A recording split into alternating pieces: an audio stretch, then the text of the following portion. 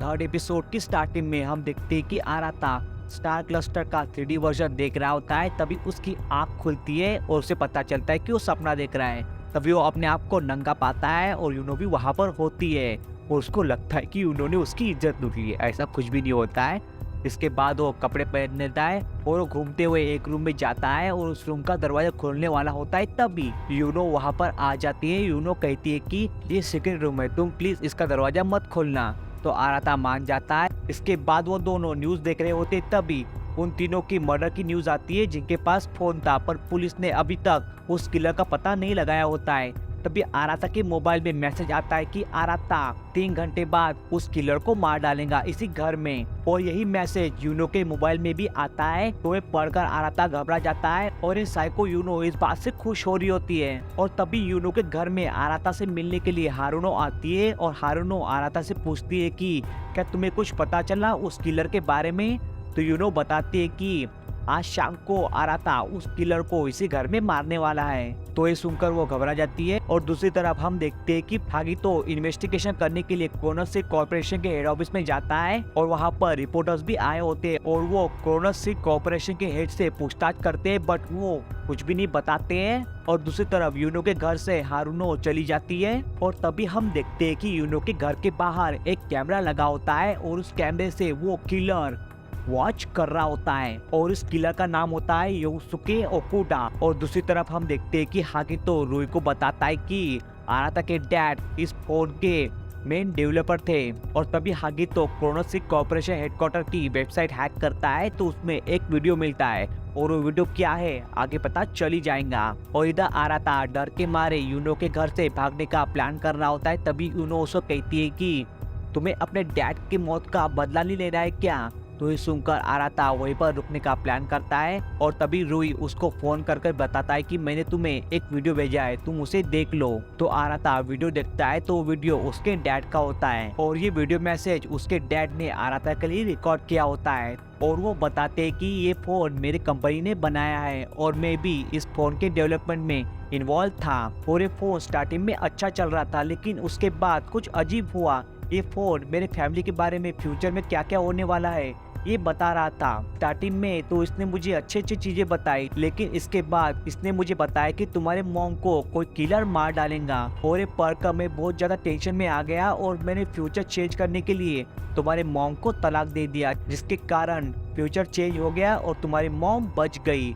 और वो आगे बताने वाले होते हैं कि तभी उनके फोन पर एक और मैसेज आता है और वो वीडियो अधूरा छोड़ गई वहां से चले जाते हैं। और ये सब देखकर आराता समझ जाता है कि उस दिन उनको ये मैसेज आया होगा कि मेरी जान खतरे में है, इसीलिए वो वीडियो अधूरा छोड़कर मेरी जान बचाने के लिए वहां पर आए थे और मेरी वजह से ही उनकी जान चली गई। और ये सब देखकर वो रोने लग जाता है। तभी यूनो उसे संभालती है। एंड इसके बाद हागितो और रुई उस किलर के यानी कि यूसुके के घर पर जाते हैं, क्योंकि हागितो को यूसुके की लोकेशन मैसेज में आई होती है। और वो उसके घर में छानबीन करते हैं तो उन दोनों को एक लिस्ट मिलती है जिसमें उसने उन तीनों को मारा होता है और चौथा नंबर आराता का होता है। और तभी उनको एक लाश मिलती है जो यूसुके के मॉम की होती है। और इधर यूसुके अपने फ्यूचर डायरी के जरिए प्लान एग्जीक्यूट करता है। ए प्लान होता है कि उसको जला के मार डालना, बी प्लान होता है कि उसको घर में कैद करके मार डालना, और सी प्लान होता है कि उसको घर से बाहर निकाल के मार डालना। और उसको ए प्लान कुछ पसंद नहीं आता है, इसलिए वो बी प्लान को एग्जीक्यूट करता है।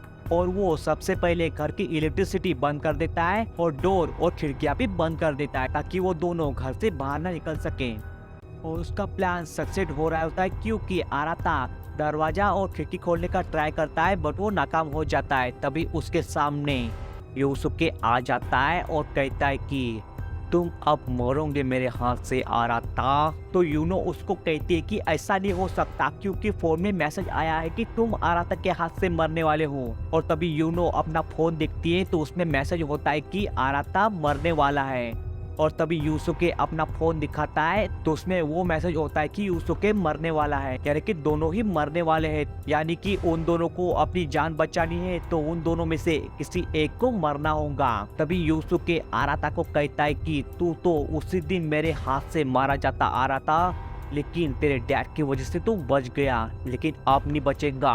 तो ये सुनते ही आराता गुस्सा हो जाता है और वो आओ दिखता है ताओ उससे भिड़ जाता है। तभी यूसुके आराता पर भारी पड़ जाता है तो यूनो उसको बचाती है और वहां से भगा के लेके जाती है। और दूसरी तरफ आगे तो यूसुके की मॉम की बॉडी को पुलिस को सौंप देता है और पोस्टमार्टम में पता चलता है कि उसकी मॉम मल्टीपल ऑर्गन ट्रांसफर के कारण मरी थी। और दूसरी तरफ यूनो और आराता घर से बाहर निकलने की कोशिश कर रहे होते तभी यूनो मेन डोर का दरवाजा खोलने की कोशिश करती है। तभी उसको करंट लग जाता है क्योंकि यूसुके ने उसके मेन डोर को करंट लगाया होता है। तभी वो बेहोश हो जाती है और तभी आराता उसे संभालता है और उसको स्टोर रूम में बंद कर देता है और वो ऊपर छुप जाता है। इसके बाद यूनो की आंख खुलती है तभी उसको उसके बचपन के दिन याद आते हैं जब उसकी मॉम ने उसको ऐसे ही कमरे में बंद कर दिया था। और तभी यूसुके आराता को बताता है कि यूनो ने बचपन में गलती कर दी थी तभी उसके मॉम डैड ने यूनो को ऐसे ही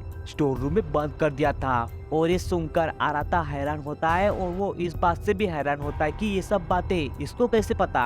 और तभी आराता यूसुके को धक्का देता है और यूनो को स्टोर रूम से छुड़ाता है। और तभी वहां पर यूसुके आ जाता है और कहता है कि हम तीनों बिल्कुल एक जैसे हैं। इस लड़की ने भी अपने मॉम डैड को खोया है और तुमने भी अपने डैड को खोया है और मैंने भी अपने मॉम को। और मैं इस गेम को जीतूंगा और मैं किसी के लिए एक अच्छा आइडियल फ्यूचर लिखूंगा। तभी यूनो उसको कहती है कि मैं तुम्हारी तरह नहीं हूँ, मैं तुम्हारी जैसे अपने आप को बचाने के लिए अपने दोस्तों को नहीं मार सकती। तो यूसुके कहता है कि मैं भी अपने लिए नहीं कर रहा हूँ, मैं किसी और के कहने पर ये सब कर रहा हूँ। तो आराता पूछता है कि वो कौन है। तो यूसुके कहता है कि वो डेविस का असिस्टेंट है और उसने मुझे कहा था कि अगर मैं ये गेम जीत गया तो हम साथ में मिलकर एक आइडियल फ्यूचर बनाएंगे। तो आराता उसे कहता है कि ऐसा है तो वो खुद से ये आइडियल फ्यूचर क्यों नहीं बनाता, वो ऐसे चूते गेम क्यों ऑर्गेनाइज कर रहा है। या फिर ये है कि वो आइडियल फ्यूचर बनाने नहीं चाहता, वो सिर्फ तुम्हारा इस्तेमाल कर रहा है। और सब सुनकर यूसुके पूरा पागल हो जाता है और तभी उसके फ्यूचर डायरी में मैसेज आता है कि उसके सारे प्लान फेल हो जाएंगे और उसे पता चल जाएगा कि डेविस उसका सिर्फ इस्तेमाल कर रहा है।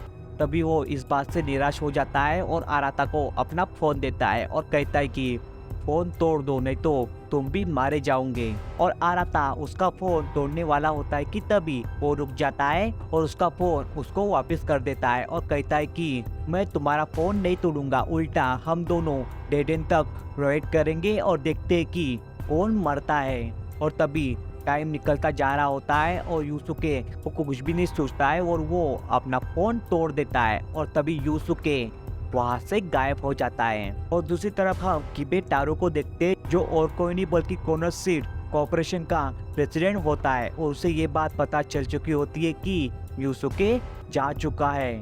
और इधर हम देखते हैं कि हागितो को मैसेज आता है कि उसकी गर्लफ्रेंड रिंको को कोई हॉस्पिटल से किडनैप कर लेगा। तब वो दौड़कर हॉस्पिटल में जाता है तो उसकी गर्लफ्रेंड को कोई किडनैप कर चुका होता है। और इसके बाद हम यूनो के घर का सीन देखते हैं जहाँ पर आराता की आँख खुलती है और वो उस सीक्रेट रूम में जाता है। तभी उसको वहाँ पर कुछ दिखता है तो वो दौड़कर वापस ऊपर आ जाता है और तभी वहाँ पर यूनो भी आ जाती है और यूनो उससे पूछते है कि तुम उस कमरे में क्यों गए थे आराता। और यहीं पर एपिसोड एंड हो जाता है।